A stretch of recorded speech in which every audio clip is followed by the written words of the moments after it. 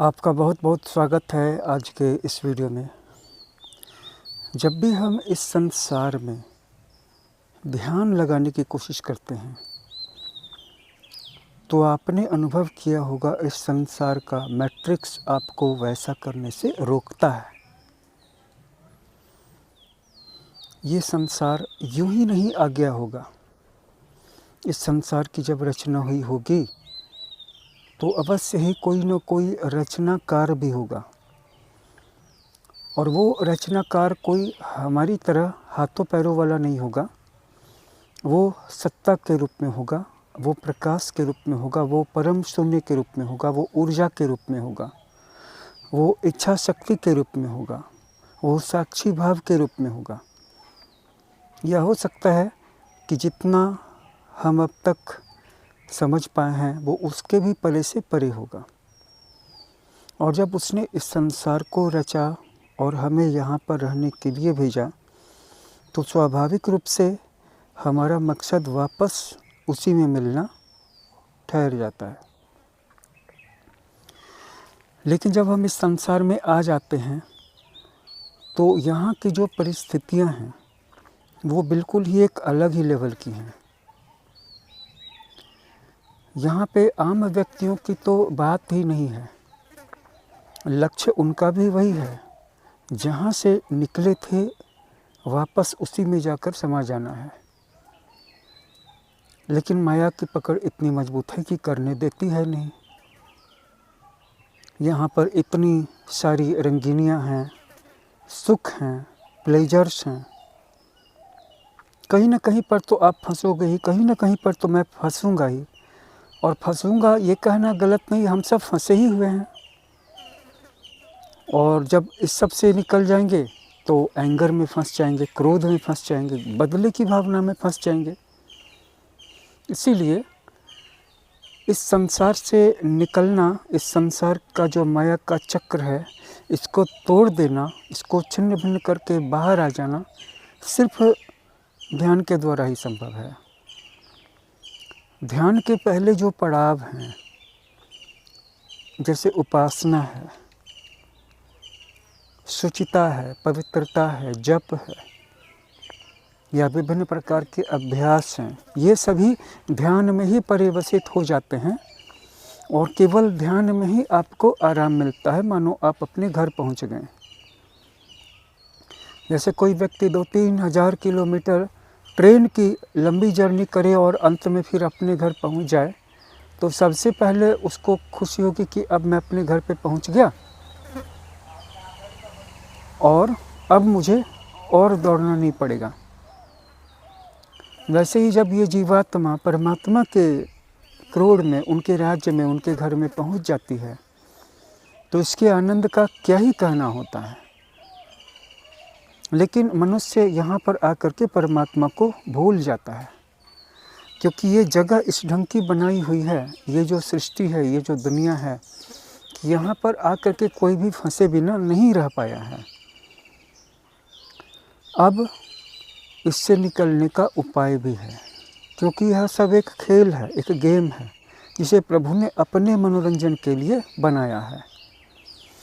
जब हम किसी ऐसे आप्त पुरुष की शरण लेते हैं और उसके बताए हुए मार्ग पर चलते हैं जो उसने कृपा करके हमारे सामने रिवील किया, तो उस पथ का अनुसरण करने से, यानी कि दीक्षा के आधार पर साधना करने से, चाहे वो जप की साधना हो, ध्यान की साधना हो या और कोई गुह्य मार्ग, तो धीरे धीरे माया का ये बंधन छिन्न भिन्न होने लगता है। क्यों होने लगता है? क्योंकि गुरु के पास जो पावर है वो परमात्मा की ही है, और गुरु को भी जो विधि अपने गुरु से प्राप्त हुई थी वही वो आपको अब दे रहे हैं।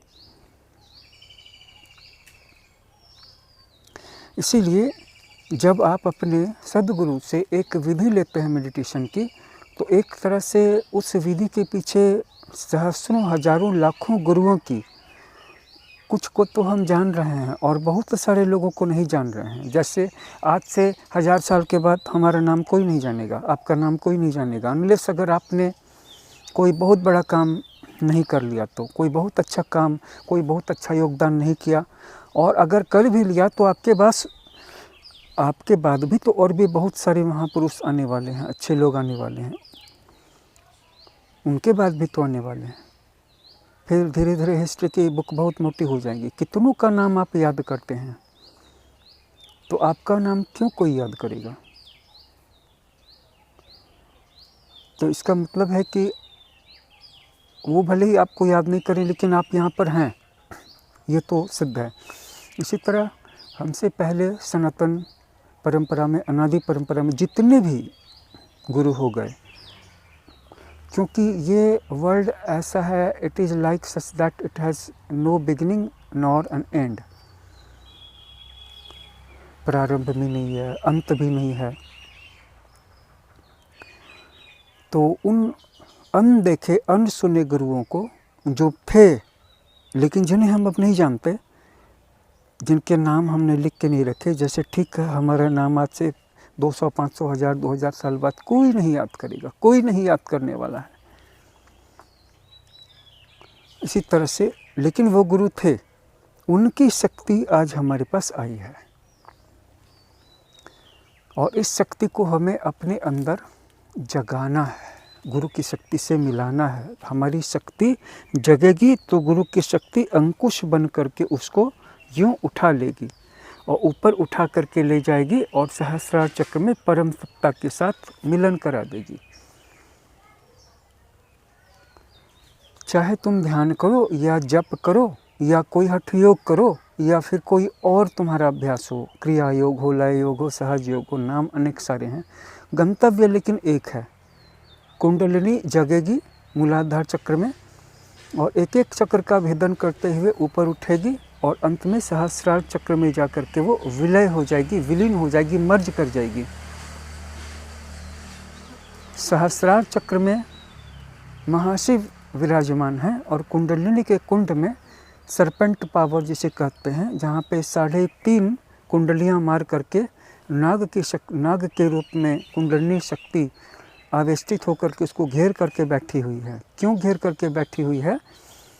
क्योंकि वो उसका अधिकार है। जैसे सांप मणि की रक्षा करता है या चिड़िया अपने बच्चों की रक्षा करती है, जैसे मनुष्य अपने परिवार के बच्चों की घर की रक्षा करते हैं, जैसे योगी अपनी सिद्धियों की रक्षा करते हैं, देवता अपने लोक की विभूतियों की रक्षा करते हैं, वैसे ही कुंडलिनी मूलाधार चक्र में जो तुम्हारा जो केंद्र है, जो जीवन का उत्स है, जहाँ से तुम्हें ऊर्जा मिलती है, भले ही तुम उस ऊर्जा का उपयोग करो या दुरुपयोग करो, कि उसको वो फन काट करके और चारों तरफ आविष्टित करके लपेट करके बैठी हुई है।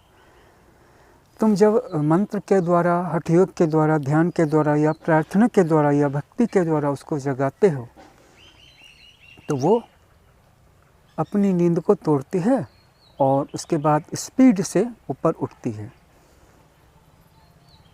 हर साधना का परिणाम यही होता है। और अगर एक बार वो उठ जाती है तो फिर नीचे भी जा सकती है, वापस सो सकती है, लेकिन अगर एक बार हृदय चक्र तक पहुंच गई तो उसके बाद फिर वो सोएगी नहीं और नीचे नहीं जाएगी, इससे फिर ऊपर ही उठेगी। कोई व्यक्ति एक जन्म में इतनी सी साधना करते हैं, कोई व्यक्ति एक जन्म में इतनी सी साधना करते हैं, कोई व्यक्ति एक जन्म में सीधे पार हो जाते हैं, 7 चक्र के पार। इस वीडियो के शुरू में मैंने आपसे कहा कि भगवान ने इस दुनिया को बनाया तो, लेकिन इस ढंग से बनाया कि यहाँ पे चारों तरफ माया के रंगीन पहरे खड़े कर दिए। अब इनको लांघ करके वापस प्रभु तक, परमात्मा तक, ऊपर वाले तक चला जाए, ऐसा तो कोई बिरला ही होगा जो केवल उसको ही पाने की जिद करेगा। हम तो माया में हैं और हमारा ज्ञान अत्यंत अल्प है, इसीलिए अपने बल का भरोसा नहीं करके जो सद्गुरुओं की परंपराएं हैं उसमें जो एक अंडर करंट चला रहा है उसकी एक छोर को पकड़ लें, बाकी काम आपकी साधना कर देगी। इस वीडियो को समराइज करता हूँ 3 बिंदुओं की चर्चा करके कि 3 बातें हैं। एक है आपका इष्ट, दूसरा है आपका गुरु जो आपके इष्ट से आपको मिलाएगा, और गुरु जो आपको मार्ग देगा, साधना देगा, वही है आपका मार्ग। इस मार्ग को मैंने मान लीजिए कि गुरु से दीक्षा ले ली, लेकिन किया ही नहीं, 15 मिनट भी रोज़ ध्यान नहीं किया। सब काम करने का समय था, समय बर्बाद भी किया, 15 मिनट ध्यान नहीं किया। 365 दिन भी 15 मिनट ध्यान किसी ने नहीं किया। इसी ध्यान को रोज करना है, नियम के साथ, आस्था के साथ, श्रद्धा के साथ, समर्पण के साथ, कमिटमेंट के साथ। तो ये आपके गुरु और आपकी शक्ति को एक कर देगा। आपके गुरु की कुंडलिनी जो अपने गुरुओं की कुंडलिनी से जुड़ी है और आपकी शक्ति आपके गुरु से जुड़ जाएगी, तब फिर ये परमात्मा की शक्ति के साथ एकीकृत हो जाएगी और वापस आप अपने आप को प्रभु के धाम में पाएंगे, राज्य में पाएंगे। उस आनंद का कोई वर्णन नहीं है, कोई शब्द नहीं है। उसका अनुभव कर लेना ही श्रेयस्कर है। आप भी कर लीजिए। आपका स्वागत है।